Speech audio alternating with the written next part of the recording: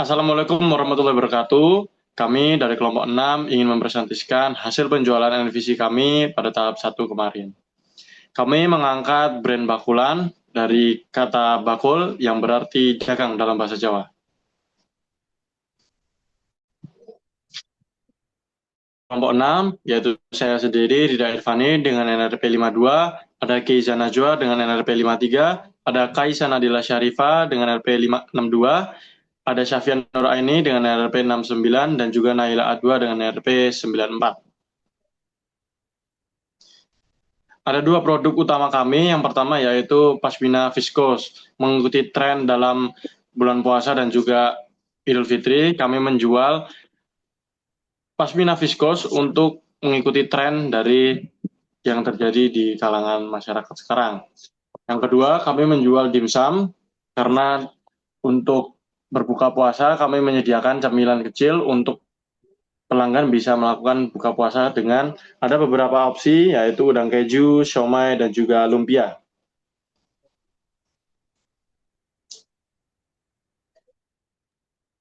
Nah, untuk yang selanjutnya di sini ada lokasi kami berjualan kemarin. Kami berjualan di dua lokasi yaitu Bazar Ramadan Gebang dan juga Iftar Fest RDK ITS.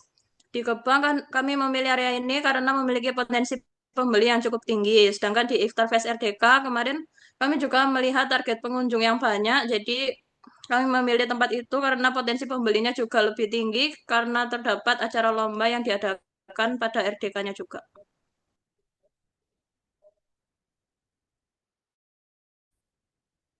Kemudian selanjutnya ada How We Reach You, yaitu cara kami dan strategi kami untuk eh reach out target mangsa pasar kami untuk membeli produk kami. Aplikasi pertama yang kami gunakan adalah Instagram dengan username Bakulan ITS. Di sini kami membuat beberapa jenis konten, di antaranya ada poster, lalu video konten, dan video konten yang menunjukkan produk, lalu ada juga video konten yang mengajak untuk membeli. Jadi kami memanfaatkan em, strategi pemasaran pada akun-akun penjualan pada umumnya yang kami terapkan kepada produk kami. Lanjut, next slide. Lalu aplikasi kedua ada WhatsApp, yaitu kami menyebarkan broadcast untuk di-share dan mengupload konten di story WA yang sudah dibuat di Instagram tadi. Eh, Menurut kami ini strategi yang paling efektif karena kebanyakan beli dari sini. Next slide. Lalu terakhir, aplikasi terakhir yaitu TikTok dengan username yang sama. Kami melakukan live TikTok saat berjualan di Iftar Fasya RDK. Dengan begitu, kami dapat menunjukkan bahwa ini produk kami secara real dan mengajak orang yang menonton live untuk membeli. Next. Kemudian ada soft selling method. Apa itu soft selling method? Yaitu kami mempublikasikannya dengan menggunakannya di kehidupan sehari-hari sehingga orang lain secara tidak sadar menanyakan karena tertarik untuk membeli. Ini diterapkan langsung kepada salah satu anggota kami yaitu Syafiah. Kemudian menarik minat kepercayaan temannya yaitu untuk menanyakan warna apa dan produk apa yang digunakan. Next. Nah, tentunya kami juga mengalami banyak masalah. Di awal perjualan, Bakulan menawarkan pasmina viskose printed dan dapat banyak pesanan. Tapi waktu kami memesan di suppliernya, tiba-tiba suppliernya itu tutup order. Nah, gimana cara kita mengatasinya?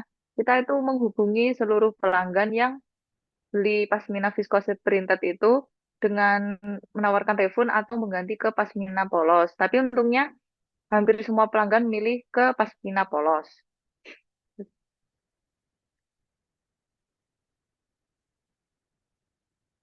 Nah, waktu bazar Ramadan pertama di Gebang, kami juga menjual dimsum. Di situ ada kendala karena belum adanya izin resmi untuk berjualan dari pihak.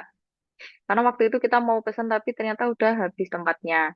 Nah, kondisi ini juga ini menimbulkan teguran dari warga sekitar karena lokasi yang digunakan itu area parkir penghuni. Jadi kita di situ kayak mengganggu apa?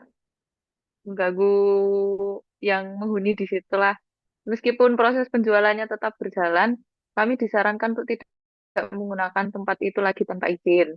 dari kejadian ini kami menyadari bahwa penting untuk melakukan perizinan lebih dulu agar kegiatan usaha nanti berlangsung lebih tertib dan tidak menimbulkan masalah.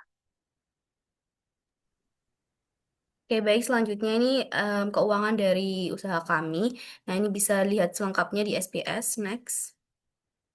Nah, untuk penjelasannya yang pertama, kami membuat HPP dimsum terlebih dahulu, di mana untuk dimsum kami menjual beberapa varian. Yang pertama ada udang keju, dan sekali beli itu satu pak yang isinya 15 pieces. Kami menjualnya itu dalam satu porsi isinya 3 pieces. Jadi, ketika kami membeli udang keju satu pak itu menghasilkan jumlah porsi 5.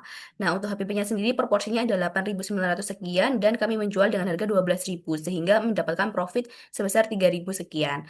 Untuk produk yang selanjutnya ada siomay, untuk satu paknya itu isinya 20 dan karena porsinya juga sama, satu porsi 3 pieces, jadi akan mendapatkan 6 porsi dan HPP-nya yaitu sebesar 6.900 sekian dan kami menjual dengan harga 10.000 sehingga mendapatkan profit sebesar 3.000 sekian. Dan untuk yang produk terakhir ada dimsum lain, ini menyesuaikan pihak supplier, jadi yang lagi tersedia itu apa. Nah, biasanya kuantitasnya satu pak itu 15 pieces dan kami menjual juga sama, satu porsinya 3 pieces, jadi akan mendapatkan 5 porsi dengan HPP per porsinya yaitu 8.100 sekian dan kita jual dengan harga 10.000 per pieces. Maaf, per porsi dan profitnya mendapatkan 1.800 sekian. Untuk biaya operasional dari bakul dimsum itu ada packaging, saus, minyak goreng, dan gas dengan total 69.500 dan kalau dibagi per porsi itu 927. Next. Nah, untuk cash flow dari dimsum sendiri, yang pertama ada inflow-nya ya. Untuk inflow dari dimsum ini, pada penjualan day 1 sama day 2. Nah, day 1 itu kami menjual menu ada udang keju, somai crab, lumpia, kulit tahu, lumpia yansui, sui kiao dengan jumlah porsinya yaitu 38 porsi dan mendapatkan pendapatan sebesar 400.000. Untuk dimsum day 2, yaitu ya saat di RDK ITS, itu kami menjual menu udang keju, somai ayam, lumpia nori, xiaolong bao, dan membawa sebanyak 31 porsi dan mendapatkan pendapatan sebesar 340.000. Next. Untuk outflow dari dimsum, ini ketika kami bersiap jualan untuk mengambil dari supplier dan total modal yang kami keluarkan untuk dimsum sebesar 611.000. Kemudian untuk yang pasmina, HPP dari pasmina kami membeli dari supplier itu seharga 42.500. Nah, biasanya itu terdapat ongkir di mana per produk pasmina kalau kami hitung itu sebesar 1.600 sehingga total modalnya yaitu 44.100 dan harga jualnya yaitu 55.000 sehingga profit per pasmina itu 10.900. Nah, untuk cash flow-nya yang pertama ada inflow di mana penjualan pasmina kami mengadakan 2 kali penjualan di PO1 sama PO2. Kalau PO1 terjual 35 pieces pasmina dengan pendapatan 1.925.000 dan PO yang kedua itu terjual 28 pieces dengan pendapatan 1.540.000 rupiah. Nah, untuk outflow-nya ini ketika kami membeli pasmina dari supplier di PO pertama dan PO kedua serta ongkirnya dengan total modalnya sebesar 2.779.500. Next.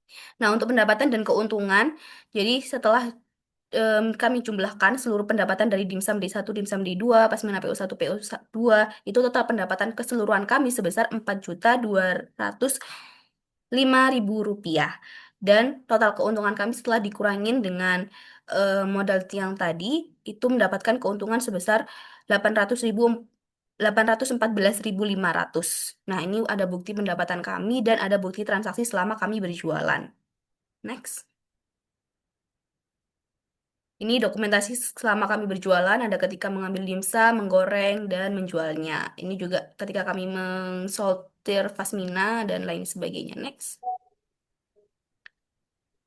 Ini dokumentasi-dokumentasi lainnya. Next.